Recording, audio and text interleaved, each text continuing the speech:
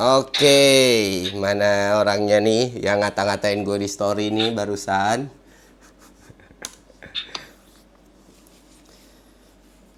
Dah, mana orangnya nih? Halo Mas. Halo, Bang. Halo, ini Kedengeran nggak? kedengeran. Mukanya nggak kelihatan tapi. Ah, iya. Ya, Wah, Bang. Sorry nih, gimana ya? Aduh. Gak, aku sebenarnya seneng, Bang, dengerin ekonomi lo. Bang, gue lagi meliti Fair and Greedy, Bang. Sebelum mulai kita cerita dulu ya. oke. Hmm. Jadi ini jadi debat nggak nih? Nah, kan harus ada latar belakangnya dulu. Oh iya iya iya, monggo monggo silakan. Bentar bentar dulu bentar. Iya. Nanti karena kita balikin ke konteks story tadi kan ya, story tadi ya, yang mana ada ajakan debat sebelumnya beberapa kali, terus gue baru baca terus story ini, wah ini nih keren nih orang ini gitu. Storynya Oh, makasih, saking Bang. gue nggak usah unggah ungguh, nggak ada, kita debat pemikiran, gak usah hal-hal seperti itu, aman aja aman. Ya udah, ya Nah udah. sekarang kasihlah background storynya, Hmm? kasihlah Ya, gue background. tanggung jawab, Bang. Bu? Backgroundnya ya. Yap. Gue kan nonton tuh video lo sampai habis kan. Oke. Yang lo bilang kalau misalkan orang belajar filsafat itu malah melupakan praktikal gitu. Oke. Malah melupakan kemajuan ekonomi, malah melupakan tugas-tugas kerja ya kan. Yap. Nah di situ gue sepakat gitu kan. Yap. Nah cuman kalau misalkan filsafat itu dihapus, nanti meta teori itu hilang, Bang. Hmm. Ya walaupun sih mungkin penjelasan lo itu ya karena anak-anak filsafatnya aja yang emang menurut lo masih kurang filsafat banget gitu loh. Oke. Nah, kalau gue kan sebagai orang yang sering debat sama orang filsafat, Bang, gue Hmm. tuh ngerasa diri gue tuh apa ya, kalau sesuatu tuh mesti coba buat dulu meta teorinya. Oke. Nah, gue meta teori nyari yang relevan dong, nyari yang relate kan. Hmm. Apalagi di era banyak pengangguran ini, Hmm. ya kan. Nah, gue mau ceritain gue neliti Fair and Greedy, gitu, Hmm. Bang. Oke. Nah, gue main trading, Bang, jujur aja. Oke. Hmm. Aja penelitian trading. Hmm. Slow Nah, slow iya. slow. Jadi kan lagi banyak pengangguran kayak gini kan, banyak orang yang bilang nih kan trading bukan judi gitu. Tapi Oke. ada yang bilang juga 99% orang trading itu pasti kalah gitu kan. Oke. Karena masalah mental lah segala macem lah, ya kan. Oke. Akhirnya gue coba tuh. Nah setelah itu ya kan, dari situ gue terjun langsung, gue dapetin banyak data, Bang. Oke. Nah itu tujuannya filsafat. Itu harus punya berani ngelawan semua pendapat orang, ya kan, terus bikin meta teori, habis itu coba penelitian langsung supaya Oke. nanti pemikiran dia itu benar-benar radikal gitu loh, masuk ke itunya. Gue pernah masang 5 juta, Bang, di emas. Nah itu nggak bisa nembus, ya kan. Nggak taunya kenapa, misal kayak gue beli emas di harganya 3310 gitu misal. Ya. Nah pas lagi gue pasang 5 juta, Mas, ternyata itu ada spread, sorry Bang. sorry maaf banget tadi requestnya biar ke distract kita semua biar bisa diskusi enak. Kita nonaktifkan komentar, setuju ya? Itu permintaan teman-teman. Iya setuju. Iya, jadi jangan sampai inilah. Oke, sebentar kita juga bikin judulnya. Masih bisa bikin judul nggak sih? Kayaknya nggak bisa deh. Ya udah, yuk lanjut lanjut. Ya. Nah judulnya kita itu meta teori dulu ya. Ya, Filsafat berguna untuk meta teori, walaupun mungkin anak-anak filsafat zaman sekarang tuh rada kurang lah, rada kurang bisa bakal bikin meta teori. Kayak gitu. Gue nemuin fakta baru, Bang. Ternyata ketika lo masang di harga 3310, dia itu naik. Kalau mau Oke. dapat uangnya itu di harga 3340 misal. Nah pertanyaan gue, dengan grafik market kayak gitu bisa nggak nembus angka 3340? Berarti prediksi lo dari awal udah dibikin salah dong. Oke, Nah bentar. itu nggak ada tuh, Bang, yang ngejelasin kayak gitu. Terus yang kedua, grafiknya itu, Bang, ngehindarin gua. Oke. Ya, gua udah coba masang. Gua kan kalau lihat story gua kan, gua masang tuh 55 tuh kan, 55 porto. Gua mau ngetes bener nggak sih grafiknya itu ngehindarin aplikator, pengguna aplikasi. Beneran, Bang, grafiknya itu ngehindarin pengguna aplikasi. Gua nggak pernah menang, gila nggak? Oke. Kayak gitu, nggak dikasih menang gitu. Nah, terus yang ketiga itu tren naik nih, Bang. Jadi kan tulisan nih tren naik kan, berapa persen kan? pas gue pasang ternyata turun. Bahkan sampai stop loss gue. Oke. Nah, jadi kalau misalkan filsafat jurusannya dihapus bang, takutnya nih ya kan, orang-orang yang nge-spread kalau misalkan dalam hidup itu mesti berani bikin meta teori, ya kan, itu nggak ada lagi bang, akhirnya fakta-fakta baru itu hilang. Kayak gitu, fakta-fakta yang dimana tuh orang nggak dapet gitu loh. Oke. Contoh kayak trading tadi kan. Oke. Kesimpulannya ya bahaya udah. Oke. Karena nggak bisa, mau baca buku pun percuma. Oke. Kayak gitu. Nah, Oke, dari abang izin gimana? Apakah izin setuju? boleh gue ngomong? Lu mesti berani bikin meta Bentar, teori. gue Ya ngeliat kan? ke Itu nggak ada lagi, Bang. story Akhirnya lu fakta-fakta barusan. baru itu hilang. Story barusan. Gue nggak suka sama orang Indonesia yang kalau nggak bikin penelitian, sotoy, membabi buta, nggak bisa matematika, lapangan disamain kayak teori, ngomong nggak ada basic pengalaman, sama kayak Irwan Difery, kan?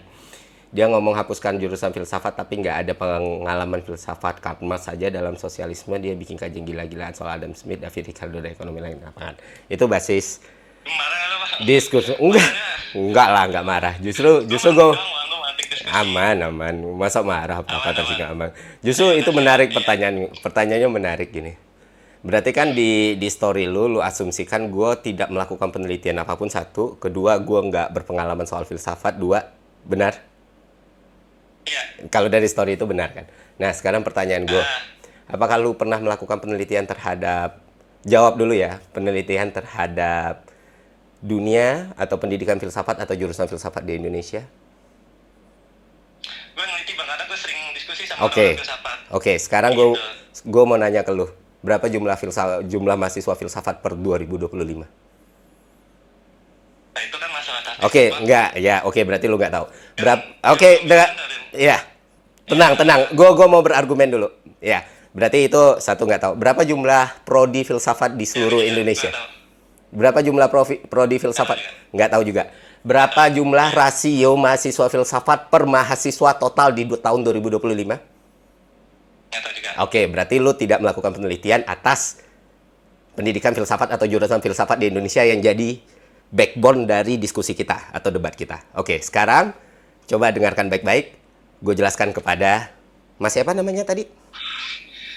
Mas Opi. Mas Ovi. Makasih loh bang kalau mau ngasih itu.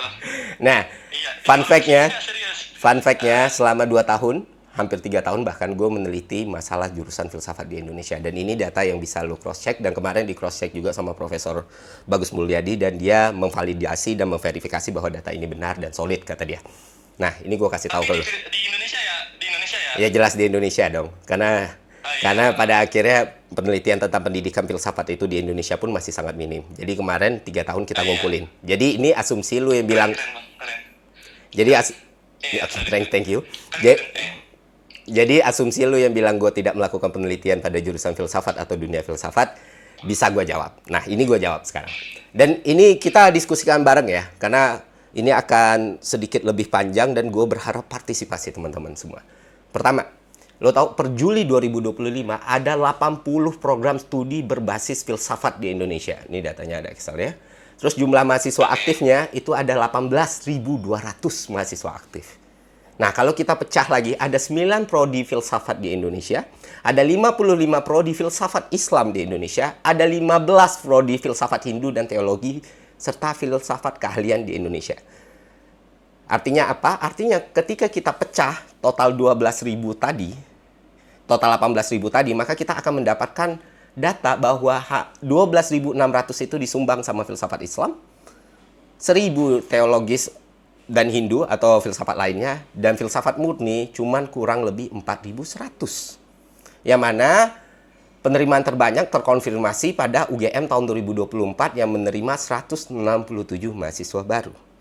Artinya apa? Artinya secara basis data, kalau ketika kita bicara filsafat murni, kenapa filsafat Islam bisa banyak? Karena itu jadi pilar kurikulum dari Usuluddin ya, akidah dan filsafat Islam yang masuk dan wajib ya. Jadi makanya prodinya banyak. Nah, kita bicara soal filsafat murni. Filsafat murni itu kalau kita breakdown lagi datanya, jumlah dari mahasiswanya itu kurang lebih cuman 4.500. 4.500 mahasiswa. Nah, penelitian terakhir soal kehidupan mahasiswa mahasiswa filsafat setelah lulus dan bagaimana kehidupan mahasiswa filsafat di dalam perkuliahannya itu dilakukan UGM tahun 2021, di tracernya UGM tahun 2021. Artinya 5 tahun yang lalu nggak ada yang melakukan penelitian ini. Nah, kita turunin nih datanya nih ya. Breakdown 5 kampus terbesar S1 itu UGM, UI, Unpar, STF di Karya, sama IFTK Leda Lero NTT. Nah, ini seru nih setelah kita breakdown, ternyata mahasiswa filsafat murni itu 4.150. Terus kita ambil nih mediannya rata-rata 4,7 tahun, yang mana lulusan per tahun itu 700 sampai 750 orang, net growth-nya hampir 0, intake sama dengan lulusan. Namun intake dari 950 tahun 2019 jadi 800 tahun 2024 dan jadi 750 di tahun selanjutnya. Artinya ada tren menurun. Nah, kita pakai proyeksi yang namanya proyeksi konservatif. Artinya pakai proyeksi batas paling bawah nih. Katakan penurunan tiap tahun itu 5%, maka dengan asumsi konservatif dengan I785, IT-1X, 1 min delta, atau lebih umumnya 1A, X, I-82, maka dengan keadaan sekarang, dengan proporsi yang cuma 0,04 dari total 9,9 juta mahasiswa di Indonesia, maka di tahun 2040 hanya 520 orang yang akan mendaftar jurusan filsafat di Indonesia. Artinya apa? Artinya tanpa gua ngomong filsafat harus mati pun, filsafat bisa lebih mati dengan cara yang lebih tragis. Nah, sekarang aku tanya ke Mas Opik, apa solusinya supaya mencegah ini terjadi? Nah, kalau Mas Opik mau tahu kenapa declining, kenapa menurun, karena masyarakat itu nggak terpapar ada keilmuan yang begitu penting ini. Karena informasi ini selama ini terus berputar di Menara Gading, Mas. Di tempat yang sangat eksklusif sekali gitu. Sama peminatnya atau sivitas akademianya atau mahasiswanya. Jadi echo chamber. Sementara banyak sekali orang-orang yang hidup bahkan tidak mengenal sama sekali ilmu filsafat. Belum kita bicara soal relevansinya. Belum lagi kita bicara soal impact-nya di Indonesia ya. Belum lagi kita bicara ekosistemnya. Nah, sekarang pertanyaan paling dasar aja ke Mas Opik. Apa yang bisa kita lakukan untuk mencegah proyeksi matematika konservatif ini? Ya standarnya sih Bang bikin proyek berbasis komunitas Bang. Bakal kampanye filsafat. Soalnya kalau ngarepin pejabat juga susah Bang. Oke. Artinya berarti filsafat itu dikampanyekan lebih luas ya? Supaya orang lebih mengenal filsafat. Nah, aku punya berita baik Mas Opik. Dalam 1 minggu terakhir, berdasarkan data yang kita scraping dari Instagram ya, akun personal dan akun Malaka, ada 89 juta reach yang membicarakan filsafat. Ada 480 konten yang membicarakan filsafat. Dan per hari ini ada 18 orang yang DM saya pribadi menanyakan tentang apa itu filsafat. Berarti sebenarnya demand-nya tinggi banget ya. Tapi kader-kadernya nggak dipersiapkan gitu loh. Dan nggak diurus habis lulus juga. Bingung juga kan mereka mau nyari kerja soalnya lapangan pekerjaan untuk orang-orang filsafat jadi nggak ada. Oke, sebelum kita masuk ke tema selanjutnya, berarti Mas menganulir pernyataan Mas tentang saya yang tidak melakukan penelitian? Iya. Oke, Betul. fine. That's it. Iya. Kan postingnya abang kan banyak. Oke. Saya kan dapat info cuma 1. Enggak apa-apa. Iya. Dan jujur Mas, di sini saya sangat mengapresiasi sekali Mas ngajak dialek langsung, Mas melakukan story kayak tadi dan no hard feeling sama sekali dan thank you. Dan ini akan jadi reach dan echo chamber-nya bisa semakin berkurang ketika semua orang semakin tahu the fact ini. Artinya apa? Artinya salah satu langkah paling mudah supaya filsafat ini tetap hidup adalah mengkritiknya. Filsafat hidup dari kritik. Pernah mendengar hal tersebut kan? Ya. Tapi nggak sekedar kritik. Betul. tapi nggak sekedar kritik. Harus Makanya ada basis data. makanya ada orang yang bilang, wah itu mungkin slip aja terus bikin-bikin alasan. Ya saya sudah mempersiapkan semuanya sih. Saya sudah mempersiapkan penelitiannya, saya sudah mempersiapkan buktinya, saya sudah mempersiapkan saksinya. Jadi ada beberapa orang yang bisa confirm ini semua direncanakan dengan teksnya, dengan WA-nya, dengan chatnya. Jadi itu sih. Dan sangat-sangat memaklumi sekali kalau ada kemarahan, karena kemarahan itulah yang kita inginkan gitu loh. Sehingga orang lebih mengenal lagi apa itu filsafat, dan akhirnya keilmuan ini bisa berkembang. Tidak cuma dengan narasi ibu dari ilmu pengetahuan, tapi kebutuhannya dengan teknologi dan zaman sekarang gitu. Gitu. Oke, let's go. Soalnya di akun lo itu bang, itu statementnya itu hapuskan filsafat, Iya. hapuskan jurusan filsafat. Hapuskan jurusan Jadi kan filsafat. gue mikirnya general gitu loh. Kalau lo bilang di Indonesia mungkin gue gak bakal dateng gitu. Oke, Iya, fine. soalnya emang yang gue lihat ya kan dari beberapa orang teman diskusi gue masih banyak yang gak nyambung bang. Nggak apa-apa, nggak Ngomongnya apa-apa. susah. Ya udah, jangan nyalain mereka, kita belajar bareng, It's okay.